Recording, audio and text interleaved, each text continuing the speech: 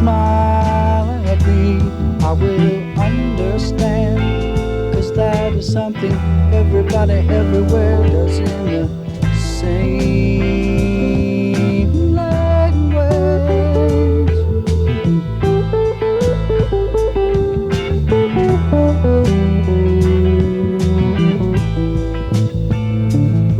I can see by your coat, my friend, you're from the other side. But just one thing I got to know, can you tell me please? One.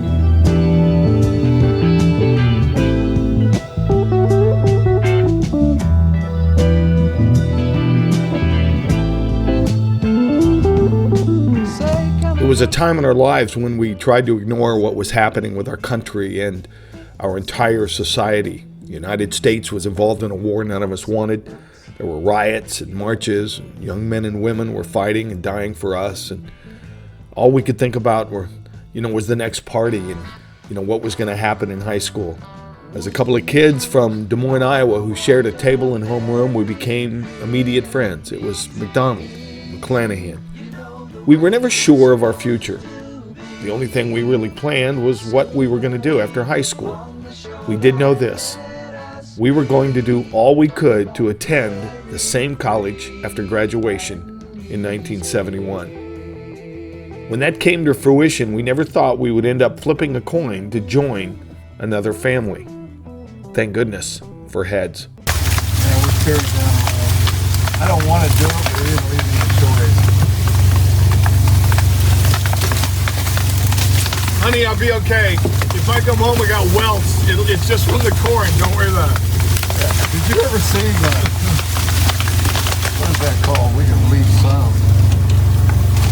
I hate knocking me down, but holy shit, I can't even see my land.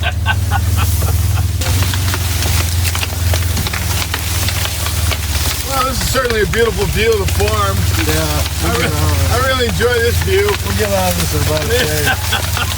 Great. It's not a bad ride, 24 hours. Yeah, no big deal. Look at the frickin' weeds here. God! Ah! I got stuck! I got stuck! I'm getting hit by thorns! Ow! I drew blood! Hold on! Shut the back door! Are you gonna play? I'll tell you what, you don't want to play this. This is poker, right? No, it's gin rummy. A gin rummy? Yeah. Well, I would rather play poker just because You can play poker. I've got 4 bad boys right here. It's all right. You can play poker. If you All want. right, let's play poker. Yeah. You got to have 5 cards. I have nothing. No, this isn't like go fish. Freaking go fish. 5 cards. I'll tell you what. What do you want to do? Flip a coin? I'll bet your car. Flip a coin? Yeah, you want to flip a coin? Have we ever flipped a coin before, man? Heads, tails? There came a time. There was a time when we decided to flip a coin. There was a time when we said, it was like the fall of 1971. Remember? I absolutely remember. When we flipped that coin, did it change? Did you think it changed our lives? Forever. And you know what's crazy? At one time, we didn't know if it would be for the good or the bad, because you got to remember that was the first year of freshman pledging. Yeah. The very first year of the university did that. Yeah. Do you really think we would not have pledged had we not gotten the heads? I don't know. We called heads and we came were in up a heads? strong debate. I'll tell you, I think what sold it is we were in our rooms, cook hall, everybody, famous, very run-down kind of dorm. Right.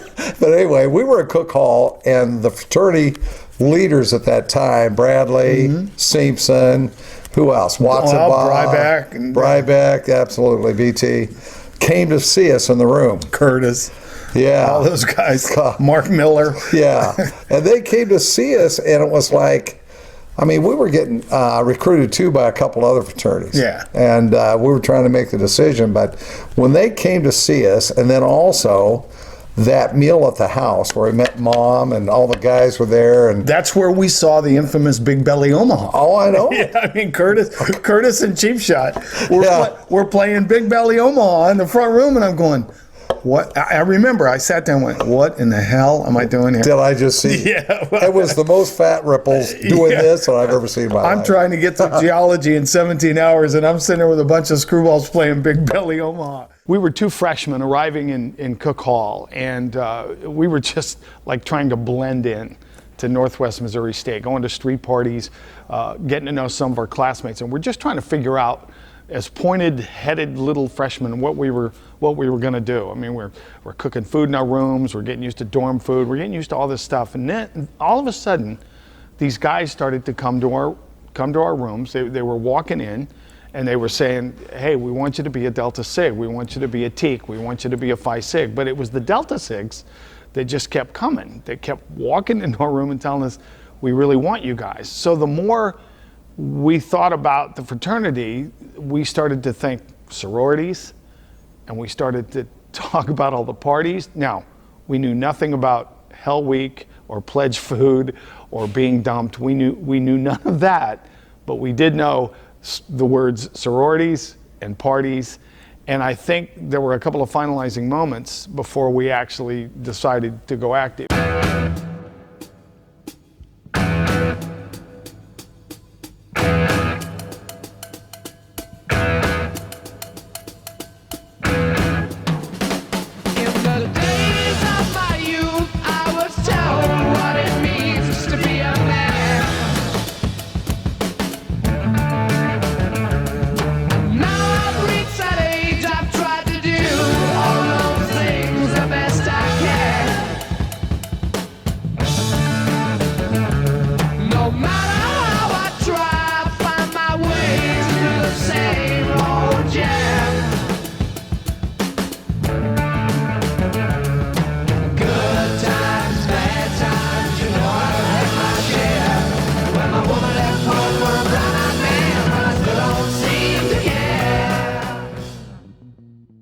Then you and I sat in that room. I remember looking at each other. Matter of fact, we're sitting just like this. We're saying, Mac, we're going to do this. You know, we kept looking at each other, and finally it was like, okay, Mac, we're going to flip it. We're going to flip it. Heads we go, tails we don't. And so then we did it, man. We flipped that baby. And it wasn't tails. It was heads. That's right. And we made it. It was such a scam because after the recruiting, they kicked our ass. I know it. Yeah, it was such a scam. Yeah, we thought you guys liked it. We went to dinner, and we sat at the Delta Sig table with the house mother and all the guys like Bradley and Brybeck and Curtis and all these, Mark Miller, and how funny they were and how friendly they were. And we knew at that time, I think, that we were going to be Delta Sigs. I would say how everybody stuck together. We were all brothers. How everybody just had fun. We all did what we could. Some of us a little crazier than the others, and we always had the one. I'm tearing up. My best memory? Yeah. I think it's singing that song. What song? I think you know what that song was. When we all used to do that. Captain, you gotta let it out. Oh, okay. Jamie S. Brockett. Yeah. USS Titanic. Commencing to hold it in. He walked around the wheelhouse, he went downstairs, he laid down, he got up, he ran in the other room, he sent a radiogram, he came on back in, he took a shower, he come out, he shaved. He laid down, he got up again, he turned on the television, he turned off the radio, he played a game of cribbage, he read his Mass Marvel comic book. He walked in the kitchen, made a cup of tea, made a cup of coffee, sat down, ate a piece of pie, went upstairs, played another game of cribbage, went back in, finished his other Mass Marvel comic book. Laid down, he had the television, the radio, the egg beater, the air conditioner, everything's all going at once. He walks up on deck, and this is 52 minutes later, and this cat, he breathed yet. So the first mate see him standing up there on the rail. He's all puffed up like a balloon. He says, "You gotta let it out, Captain." So the captain, he let it all out at once. Falling right down on the wheelhouse floor. He's out cold. Hey, man, there's nothing better than these guys. It's been a lifetime kind of deal. All you did after college was quit paying dues, but you still got friends. You know, you can't get any better than that, right? Huh? They're everywhere. They're like mosquitoes. You know, you can't get away from them. You just well love them. We went through the first homecoming together, and we were pledges. And you know, the building. I mean, the show, the building of the floats, the lawn stuff at the house, and the parade, and that's kind of where you got your nickname, which was so during an oleoac. Yeah, because we were Chumley and Munch. That's right, and we were drinking. Imagine that, and you did this ostrich. You were at a party, right? And you did this ostrich walk or whatever. Here's how it all started. We were had the homecoming skit. Yeah. And in between skits, where you had to have a little time away, just so the next skit could get ready, they'd have what they called oleoacs. And so this oleoac, and I was a pledge, so of course you're going to do whatever. But anyway, Chumley came out, who was what, 6'7" or 9, or maybe he was 8'10". I don't know. But anyway, he came out and he had Munch under his arm. And Munch was all of what, maybe 5'2" or something like that. He was the last one to know when it rained. Let's put it there. That's right.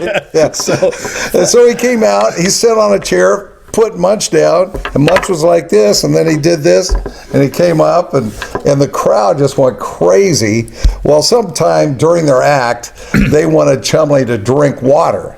Well, that's where I got my nickname, because they put me in this turkey outfit so that when I raised up my wings, a string would pull an egg up my backside, and when I dropped them, the egg would fall, and I had a glass of water, and I had to do this turkey walk out to give this glass of water to Chumley. And of course, Chumley's going to drink and Munch would talk, so the ventriloquist could still talk while he's drinking water. It turned out awesome. People were just crazy. And then, of course, I had to wear it in the homecoming parade up the street, and that's where I got the nickname Turkey.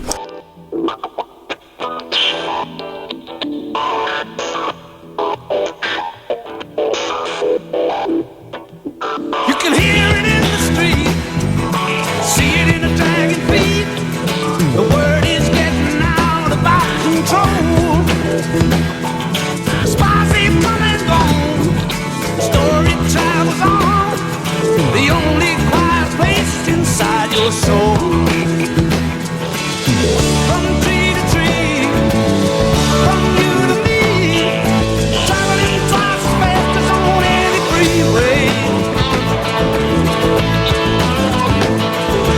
Every single dream wrapped up in the scheme, they all get carried on relay.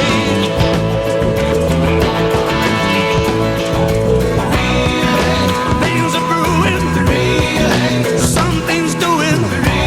There's a revolution. So we come off this, as a fraternity, we come off this championship of homecoming supremacy, which, you know, Gary and I knew nothing about. We had no idea really what it was, but we got caught up in the whole thing, and the fact that, you know, the yard decorations and the clowns and a variety show, and they just kept announcing our name, and it was pretty neat. So we were finishing our pledgeship, and now we're preparing for what we didn't know much about, Hell Week. And then, of course, you know, Hell Week will always be Hell Week. And everybody will have a million stories about Hell Week. I've got a few I could tell. You know, the Wheaties and the molasses down the front of your pants. Remember? Oh, yeah. And it felt good. And then go out on a 30-degree night in November and like accomplish something. Do you remember your mission that night? I don't remember my mission. Oh, I do. I remember mine. What was yours? Whipped cream on my nose. They put whipped cream on my nose. I had to go count railroad ties.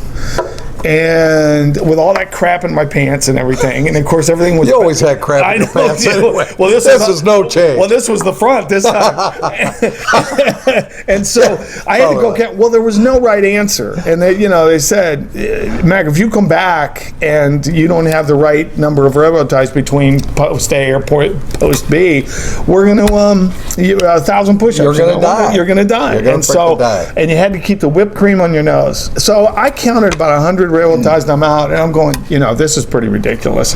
I'm never going to get this right. So I went and slept in a laundromat under a table to keep warm and I kept Is that the same place you'd sleep other nights? Yeah. Back when we stayed in laundromats. Well, after, Purple Passion parties, Yeah, but I mean, yeah. so Lots of anyway, laundromats. I'll just never forget that night. But then when they threw the mind games at us and we're up in that little cubby hole and there's 15 of us left, right? Oh, yeah. I think there were 15. 15 we or started with 16, 25. yeah. So there's 15 or 16 of us left. And we're up in that cubby hole, and there's Grote, and there's Casey, and there's Stenslin, and there's Beamer, and there's Joe. They're the guys, and Captain, and I mean, there they are. There's the core, right? And so the dream team. And so now they go, we're going to extend Hell Week, and we haven't had any sleep or whatever. We're going to extend Hell Week another 3 days. I remember that. And so we all look around the room, and you could see it. I know this may sound overly dramatic, but imagine troops going into battle, okay, how bad it must be. Well, we acted the same way, looking at each other's eyes going, we're not doing this. We're not, And then I think you made the speech and said, stay right here, boys. We're going to finish this. We've been too far. 3 days, it was like a movie speech, like in the front of a boat or something. We've gone too far. We will fight for another 3 days. I memorized some John Wayne plays. Yeah, so I was a single child. They were like brothers to me all the time. I loved it. They accepted me. I mean, it couldn't be any better. Okay, fond memories. Not fond memories, just fun times. I mean, you had Sarah Babs cooking for us, making macaroni and cheese. I'm eating macaroni and cheese, and I go, what is this? We turn the macaroni and cheese upside down and still stay on the plate. Evel Knievel eating 2 plates full of it. We went through fly epidemic, we went through rat epidemic, we went through cockroach epidemic living in the house, so we were a brotherhood. It's hard to believe that it's been 45 years since my cousin Jim and I came into Maryville aboard a Trailways bus and spent our first night there at the Stevenson Hotel. And what began for me that weekend was a journey that created memories that have stayed with me to this day. I had the chance to meet people from the heartland, the breadbasket, the Midwest, the heartbeat of America. And I remember those friendships until today. I had the opportunity to live and to work and to play with great people and spent time at 3D, living with Watts and Skelly and Platt and Wally. And I had the opportunity to meet Helen. We worked together at the cafeteria, we were chums at the fraternity, we dated, we got married, we've got a wonderful son, Zach. Had the opportunity to live on 3 different continents across the world and have experienced a great time together. And all of that, the living experiences, the friendships with people at the fraternity, and of course Helen, all happened because we decided to take that bus into Maryville that hot August day. And so I've got great memories that come from this, and it makes me all the more desirous of getting together in August at Gaskell's Farm to say hello, tip back a beer, and get reacquainted. Cheers.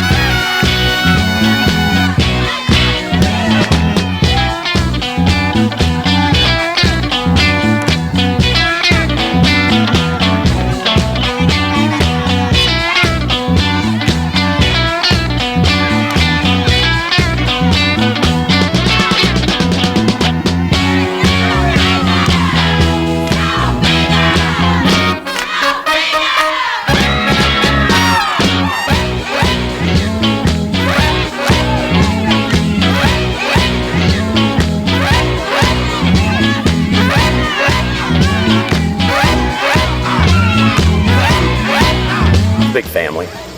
You know, it's you know, everybody here is just like a family member. The group of guys we had, you could ask any of them for anything, and they'd help you out with it. Didn't matter if you needed money, you needed a lift somewhere. They didn't ask how far it was. Just, yeah, let's go get the car and go. You know, so it was really a brotherhood of guys. So it was the first place that I got with a group of guys that I really became real good friends with. I've been friends with for 40 years. Fraternity brothers, pledge brothers, I still hang around with. We do things that a lot of fun. It's just like if you haven't seen anybody for a while, you see them the next day, it's like you never missed them. You just keep talking, you start talking about things that you did, and you start laughing, and then you continue laughing, and then you just continue laughing because it's stories that people forget, and they say, oh, I remember that, and then they bring up more things, and then all of a sudden someone else comes in, and they go, well, do you remember that? And I go, well, yeah, you were in it. So then we continue going on, and then just like this, 40 years later, we see the same guys, and it's just like yesterday. It's like we just went to the classes, and we're walking back into the fraternity house, and go, you want to go up to the pub for a beer? And everybody goes. The very first spring as actives was amazing because I had never been to Florida, and everybody was talking about this spring break trip. And we looked it up or whatever. Of course, we didn't have GPS, but Bob Fertig, of course, who was the brainchild, said it'll take about 35 hours to drive it from Maryville. Well, we were going to caravan. There were three. There was the VW bus. Right. Who was that? That Beamer was a 3D. Company? Was that Beamer? Yeah, Beamer and Platt, and so there was the bus, and then there was the other car, because I think Warren Campbell drove a car, right? Did took he? his car. He was there. And then Fertig took his car. So we were all gonna just go together, all in line. We're gonna caravan. We got lost a mile out of Maryville. I don't even remember that. Oh, yeah. The three cars have all disappeared now. Oh, you mean we got lost from each other? Got lost from each other. All right. We have no idea where anybody is. And it's not like we had a cell phone. And it's not like we were going to stop and try to call somebody because they were going to. How would we know where they are, right? Where's the payphone? So, anyway, what turned out to be just an amazing, amazing trip. 33 hours on the road to get to Florida. I mean, Fertig's driving 90 in that little yellow Maverick. The back seat was the size of this box. I know, but if you remember, there's 5 of us in that thing. Oh, yeah. So there's 3 of us in the back seat, and I'm glad I was small because what the hell, wouldn't fit. But yeah, and we rotated. Yeah. I think even one time you tried to kiss me. Yeah. No. That's when you wanted to show off with that car in the interstate when you tried to hump me. Remember? Oh, yeah. Because you were getting so bored in the back seat. Yeah. That was like hour 24.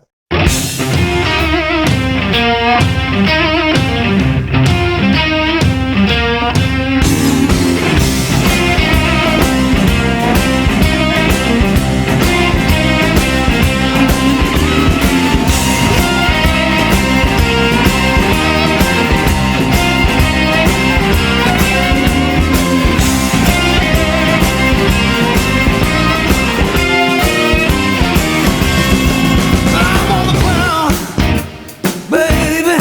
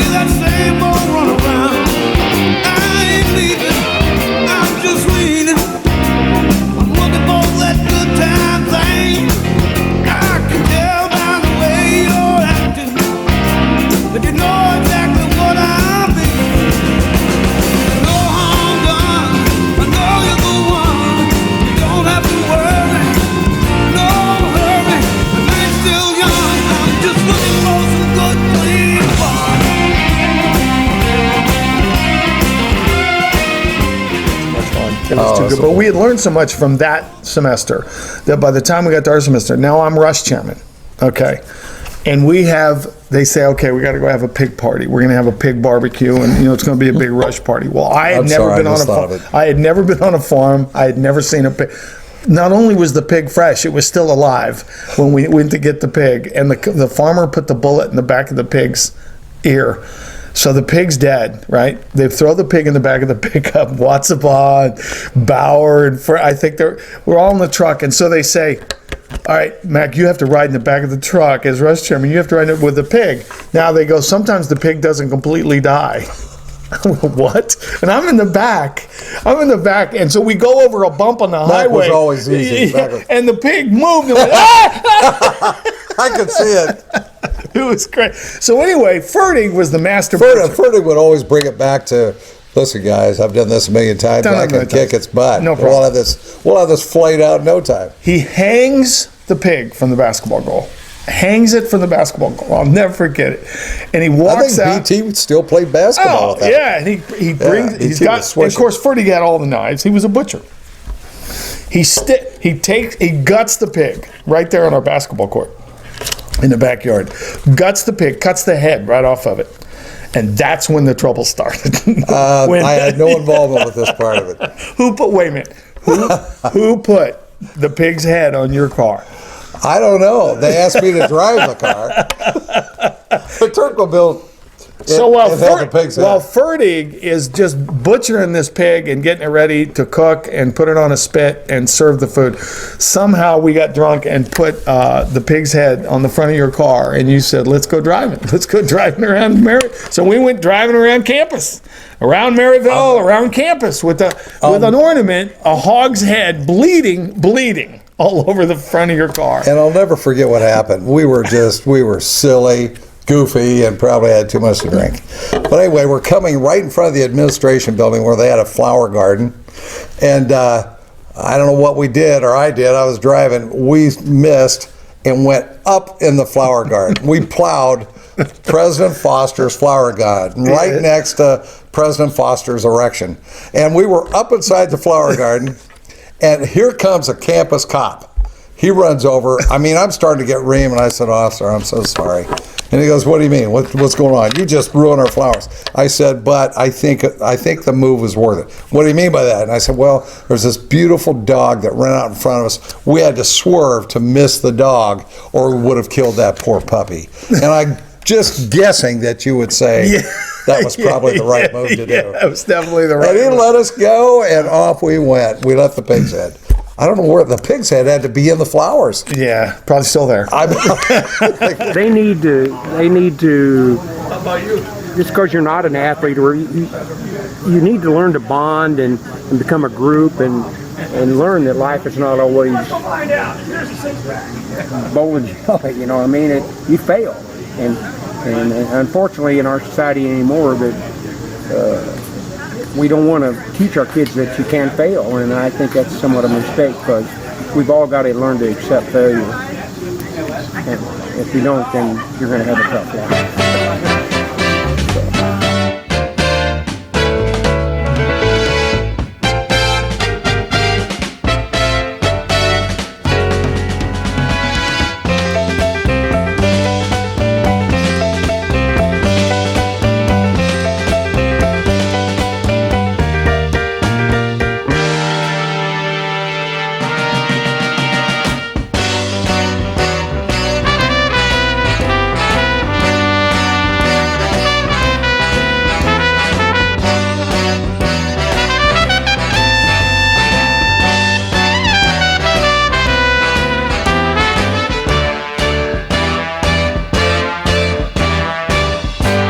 As I was walking down the street one day,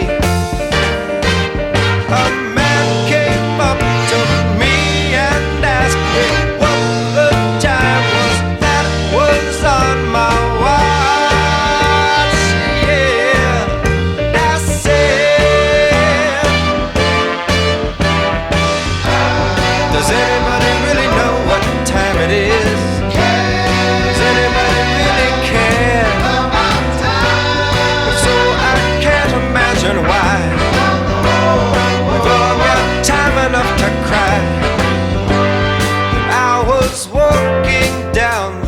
street one day.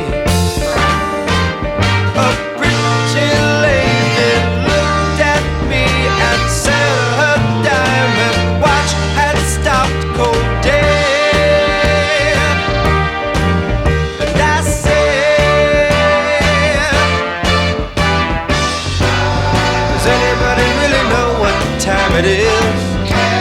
Does anybody really care? If so, I can't imagine why. We've all got time enough to cry. And I was walking down the street one day, people running everywhere, being pushed and shoved by people trying to beat the clock. Oh, I just don't know. I don't know. And I said, yes, I said, does anybody really know what time it is? Does anybody really care? If so, I can't imagine why. We've all got time enough to die. Everybody's worried. I don't care about time. I don't care.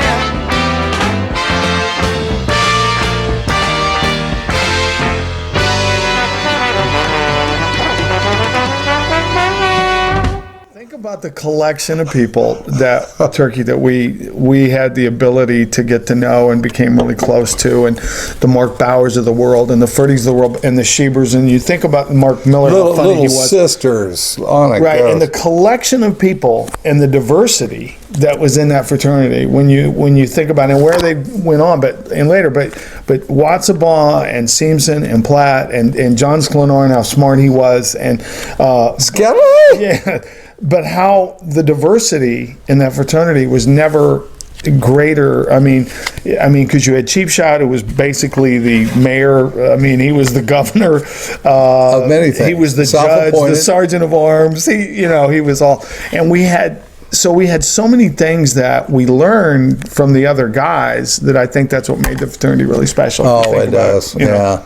Yeah. I mean, there's so many stories that I could tell that would make you just cry from laughter. But there's so many stories where, well, just like I said, you are a part of that whole thing.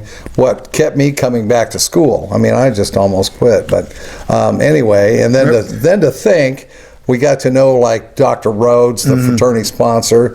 He was paramount to me. He's the one that talked me into going on for a couple master's degrees and then also to go on and complete a doctorate. Yeah. And then when I came back and taught at the university and was a fraternity sponsor, I thought of him while I was in the basement of the Delta Sig house. On the other side of the coin, I told him I really didn't party a lot in college, but I'll be your sponsor. And so, but it was just ridiculous to be on the other side. And Dr. John and Parmalee were probably the two best sponsors anybody could ever have. So as we begin to look back on it and thinking about all the parties, the Tony's Pond, Country Tavern beer, rush parties, pledge food, all the jokes, everything that went on in the house, the ghost, Miss Graves, the house mother. When we think about everything that was part of the Delta Sig family, I think we didn't really realize what we had when we graduated. So then we build our families, we travel, we lose contact with a lot of people. Turkey and I stayed in contact for almost the whole time. We talked like once or twice a month. But basically, all the Delta Sigs kind of just went their separate ways, which is what's going to happen with families and kids and your career, and there was so much going on. But then it was 2011 when Tom Bradley, our president, said, I tell you what, we need to have a reunion. And we thought, well, that's a pretty good idea. So every other year, we decide to have a reunion.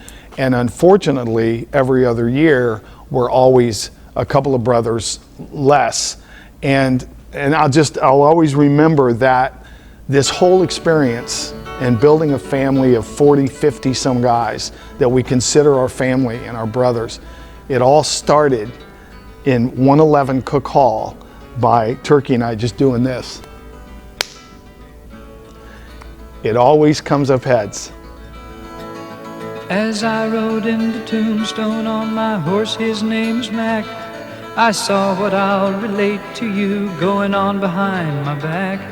It seems the folks were up in arms, a man now had to die, for believing things that didn't fit the laws they'd set aside. The man's name was I'm a Freak, the best that I could see. He was the executioner, a hangman just like me. I guess that he'd seen loopholes from working with his rope. He'd hung the wrong men many times, so now he'd turned to hope. He'd talked to all the people from his scaffold in the square.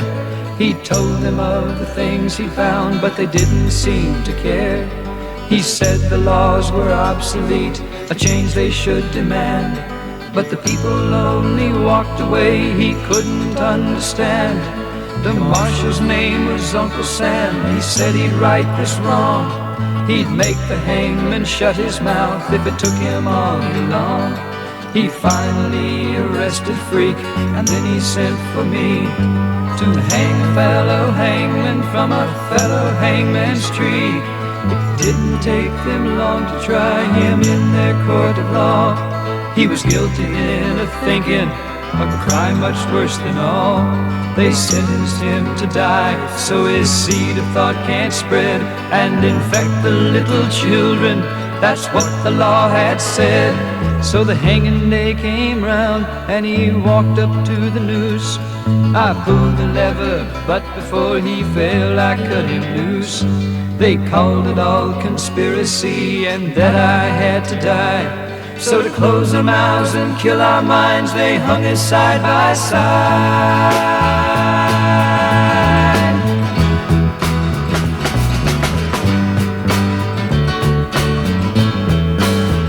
And now we're two hangmen hanging from a tree. That don't bother me at all.